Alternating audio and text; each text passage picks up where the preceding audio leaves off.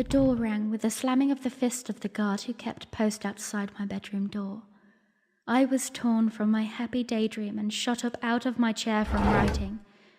I heard the thundering march of footsteps follow towards my bedroom door, getting louder and louder. Can I ever get any sort of break? Will they ever let up just for a moment? I thought to myself as I braced for the door to barge open, bearing the guaranteed misfortunes of my non-existent promise of the divine gift. It was as I predicted. In walked my father, the good and honourable king, along with a retinue of yes-men following close behind. They piled into the room, one after the other, in a grandiose display of orderly fashion. They were so proud of themselves, thinking they could hide the way they secretly scoffed at me. I knew them, though. The look of their condescending eyes alone were enough to reveal the truth behind their fake smiles. I never could have lived up to their vision of what a proper princess should be. Keeping to herself amid the throng of attendants, however, was one person I trusted. Impa, the lean, silver-haired Sheikah woman, had also entered my room. Among that group's number, she was the only person with whom I shared any kinship. Whether due to both of us being younger than the rest, Impa had never ceased to support me, and I was deeply grateful. Beyond any roles of advisor, though, what I appreciated most was that she was my friend. Zelda, why are you still lingering over those books? He questioned me sternly, his hands shuffling about to fix a non-existent problem with his coat. He was awfully concerned with appearances while speaking in front of his advisors these days. There is no time for frivolous reading when the day of reckoning may soon be upon us. It's still quite early, Father, I calmly replied, though I was very nearly at my wit's end and could feel the tightening of my fists. This period of imprisonment in my home needed to stop. I've done as you asked, repeatedly and without question, for as long as I can remember. Are there not even a few minutes during the day that I might keep for myself? You are the first and only daughter of the royal house of Hyrule. Father spoke, his voice stern. Your duty comes above all other temporary desires. Just as I must fulfill my duty, so you must fulfill yours. I know we are all asking so much of you, but you are the only one that can accomplish this task. I know you can do this.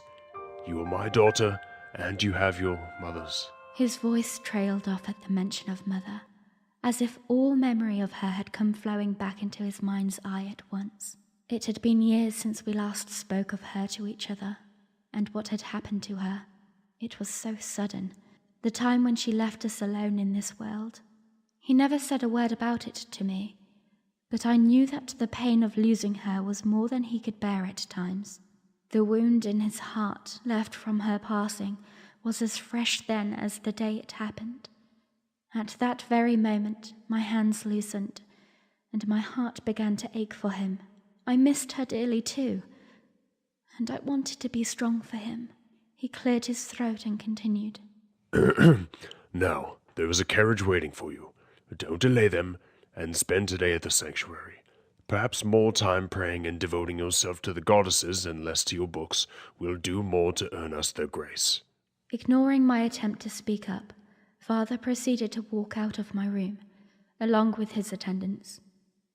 The others looked back to me as they left, but only Impa's glance offered any sort of encouragement. The rest were content to simply frown back at me, as if knowing I'd failed my task before it even properly began. I wanted to scream as they stomped their way out of my quarters. I couldn't take this emotional carousel anymore. I tried over and over, begged and pleaded to the ancient gods to hear my plight, but to no avail. They were either deaf, or they too despised me just as much as everyone else. Perhaps it was all just a divine prank. I just wanted to get away from it all. I wanted to be left alone to do my research, or, better yet, just forget about the calamity altogether. even if it was just for one day. But before I knew it, I was already whisked away into a carriage outside the castle, with an escort of soldiers surrounding me. I felt like a broodmare getting ready to be sold at an auction, with the way they just shuffled me from here to there without a moment to my own, or even a thought of how I felt. I just wanted to breathe again. Was that too much to ask? The scorching heat of the day wasn't making it any better either. Every time I was forced to go to the sanctuary, I had to wear this ceremonial, pompous dress. For some reason, the high priest from the castle thought it would double the strength of my prayers, if such a thing were even possible. I guess at that point, they needed every word heard from the goddesses that we could afford ourselves. I most of all. I could always imagine him talking down to me with that pumped-up tone in his voice. He would always stand there, all short as he was, looking up to me with that long and pointy cherry nose of his. I could just hear him now in my head as I sat idly by in my carriage. Throughout the ages, a princess must act and behave as one, at all times. You must learn to show nothing less but pure devotion to the divine. A princess's duty is to her kingdom, he would say. He was as dull as they came.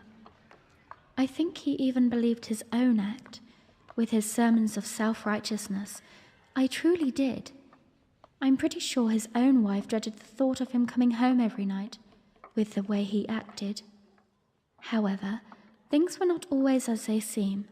Rumour had it among those who knew him best was that he wasn't all that devout to the divine as he led on to most of the public. Or, at least, that is what I have heard on the lips of the castle yarn spinners. In any case, it is neither here nor there, and I try to stay away from such mindless gossip. The illustrious dress I had to wear by his and my father's decree was a double-laced white and stitched thick. It had an impossibly tight blue corset with shiny gold adornments hooked at every hem. I cursed the master tailor and artisans who made that dress. It covered me from head to toe and choked me at the neck.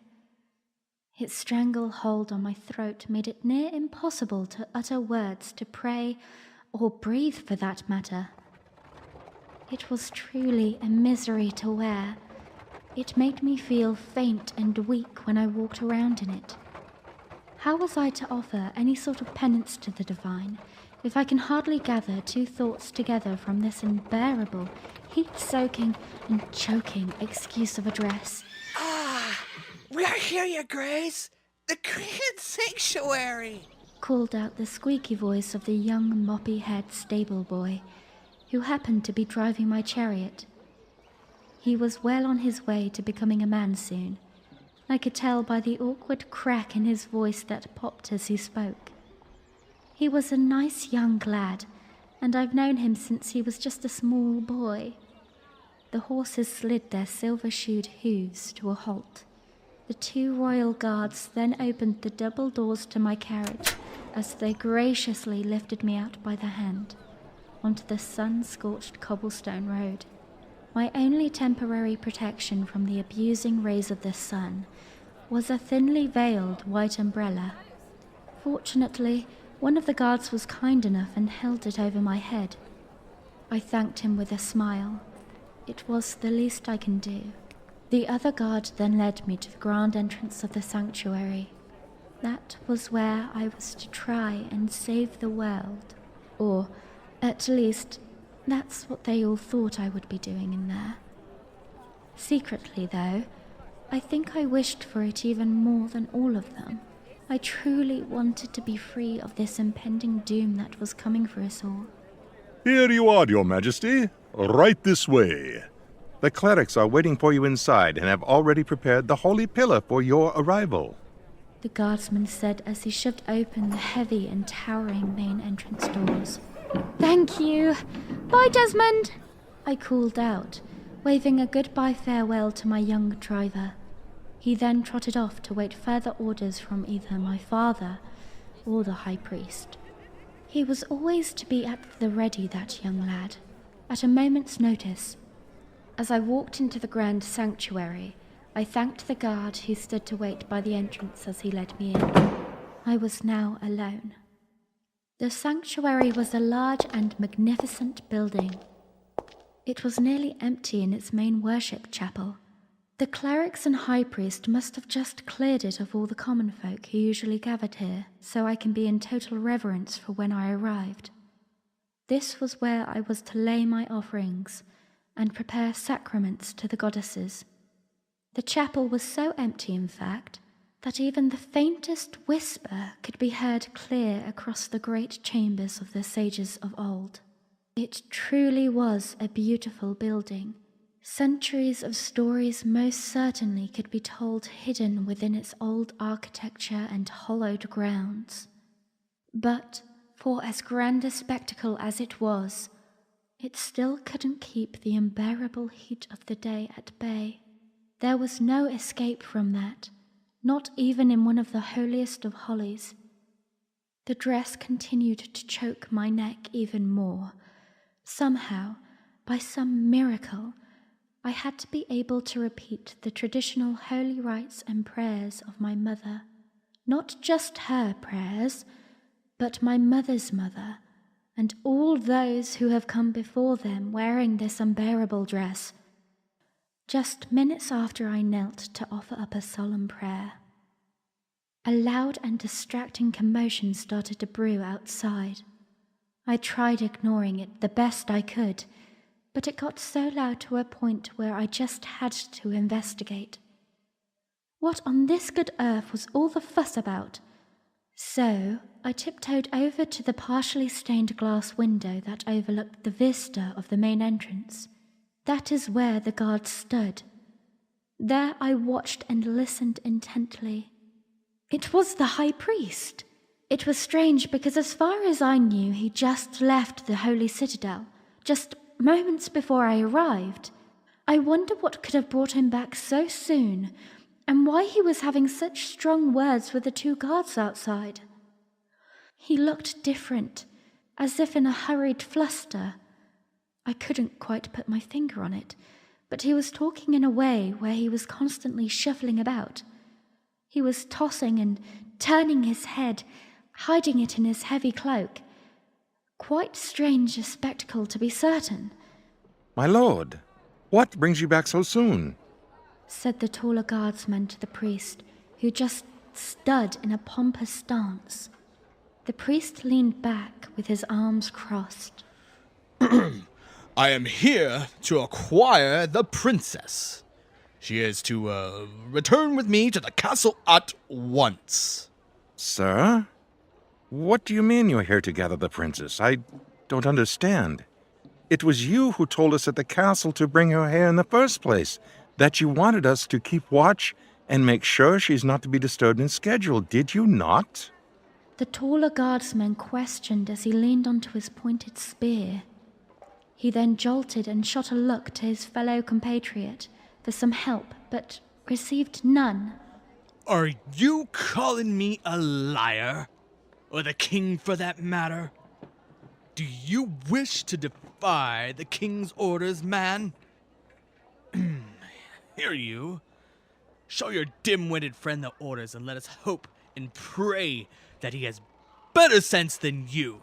The priest shouted to him as he threw a scroll into the face of the shorter guardsman.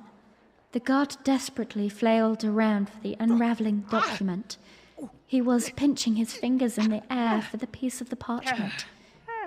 Just before it landed on the ground, they both hunched as the smaller man unrolled the scroll and read from it. It was all there, and I could see it from the window. It seemed the priest was having a bit of fun watching them squirm. I chuckled from the show of my window, seeing them behave that way, acting so foolish as they did when nobility was present, one over the other trying to make their pardons. So sorry, my lord. Forgive us for doubting, They begged. It better not happen again, or I will have you both on On what? On stall duty for a week or worse, that's what. And don't you interrupt me again, you hear?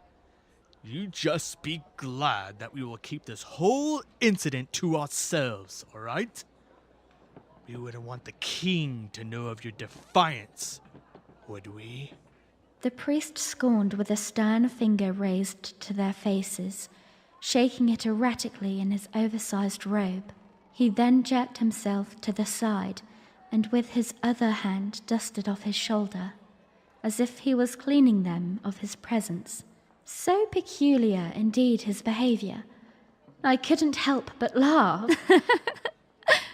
Yes, sir. They said, frantically bowing to him. Well, don't just stand there. Get her, you fools!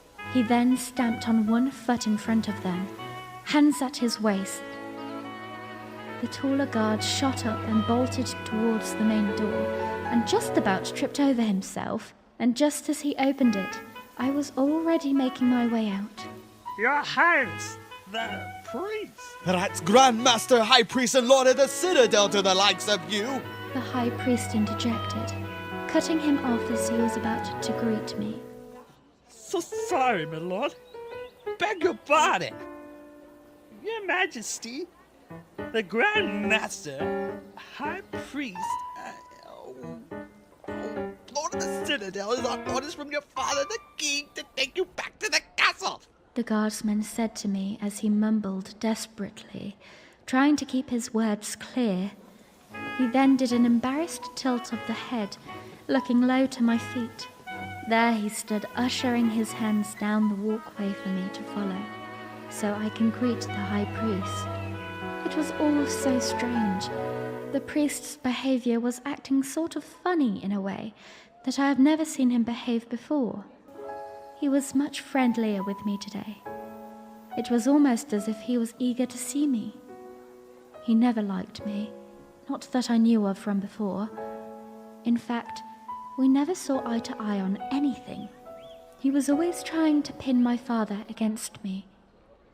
I was never good enough in his eyes as Princess of the Kingdom, with no sign of the divine gift within me, and all that from before. Without warning, the high priest ran up from behind the guards, shoving them both out of the way, with one guard falling over on his face into the garden. Wow! He then did a strong bend of the knee in front of me, which was most peculiar seeing that he has never done so before. He has never honored me as such in the past, at least not in private. Just as I was about to meet up with him, he then stretched out his hand like a prince and twirled it in the air, offering it to me. From his bowed head, he barely and carefully tilted his hood to only where I can see it. From the shadow of his hood, a wink and sparkle shot up from his eye, and I saw his face. It was Link, not the high priest at all. He tenderly grabbed me by the hand and held it in his. It has been 5 days since I saw him last, and the touch of his skin electrified my whole body. I felt the sudden rush of blood to my head, and butterflies filled me at the revelation of him being Link. What a wonderful surprise. He came for me. But why? Or how? Oh, it doesn't matter. He came for me, and that's all that matters now. I could barely contain my excitement from exploding with laughter.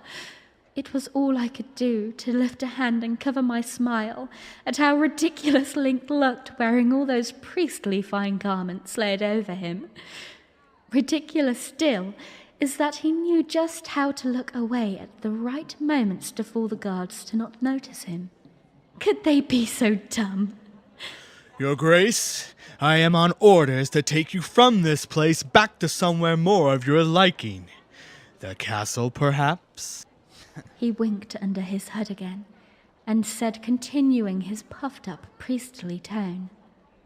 The guards behind him were still stewing about what just happened, looking to themselves confused. Say goodbye to the men now. We are off. No need for an escort, my lads. It is quite all right. She's in my care now, and my own men are waiting just around the bend. Stay here and await further orders, and mention this to no one. You hear? Or I should know of it. Bye now. Bye, I said, gleefully holding back the laughter as I waved to the 2 fools of guardsmen who were left at the sanctuary door. I was free at last. He held and led me by the hand as we skipped away from the sight of the sanctuary and the guards. We made it back out into the open market square of town. He had it all figured out, by what seemed like an elaborate plan. Link was such a mystery from before when we didn't speak to each other. And now I think I'm finally starting to break through to him and get to know the real Link. He was really beginning to open up to me. He had a horse tied up to a simple common 2-seat carriage, but to my eyes it was a grand chariot, the finest in all the land. He boosted me to the padded seat and leaped right beside me with reins in one hand and mine in his other. He probably didn't realize just yet he was still holding my hand. The warmth of his hand filled my whole body with a swell. My throat tightened being near him again.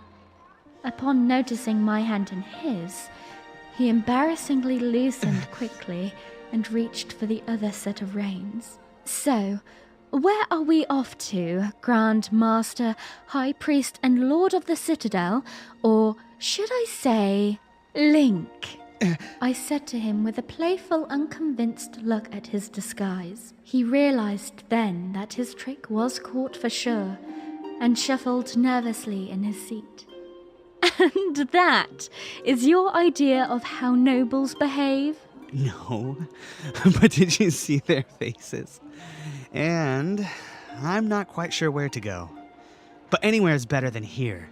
Definitely not the castle, though, he said, smirking. He joyfully flung the fanciful priestly hood off his head and slapped the reins to the horse. We were off in a gallop, free at last as the wind kissed our faces. We both laughed at our miraculous escape.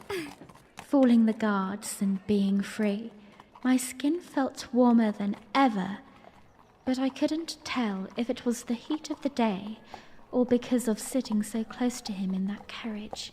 But Link, are you not worried we will get caught or that you might land in some serious trouble? I think I'll be all right. And? I said, leaning towards him. He paused and then continued glancing over his shoulder to me as he drove the carriage. And I don't think we will be caught. And besides, I was hoping that you would be the one to give me a, royal pardon. Oh my, of course, I said, shaking my head, holding back the laughs. So where are we heading to now, may I ask? Your handmaid, Adeline. She said she would meet us somewhere with some of your things, but she failed to mention just the place. Or maybe I just forgot to ask. Oh? Well, I know just the place then. Just the spot where she'd go for a rendezvous. The Forbidden Pool. It's just north of the castle, in a secluded holy place. Nobody goes there, not even my father. Yeah, but isn't it, well, forbidden to commoners like me?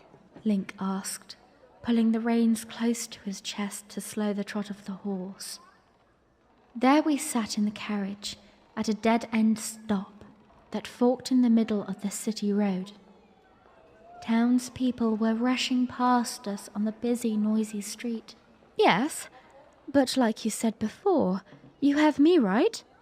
And that means you have my royal pardon, my knight. As many as you will need for today. I smiled again at him. Only for today? Oh, you're terrible! Well then, in that case, onward, Storm, to the Forbidden Pool! He declared to the stallion. The horse kicked at the command and continued to pull our tiny wagon. So that's this boy's name? He cannot possibly be that grumpy old stallion that kicked the master of horses, right? The one that has been causing all that trouble around the castle. The very same. My. I know they've been trying for ages to get him to heal. You surprise me, Link. But how did you... Well, this fine stallion and I came to an agreement. Really now? And what might that be? Simple. I promised that if he'd help me just this once, I'd set him free once and for all. Isn't that right, buddy? Link proudly declared with a quiet laugh. And you think he really listened to you? I said, chuckling a bit, picturing the thought of Link talking sweet to a horse. It was a silly and amusing notion indeed. Of course.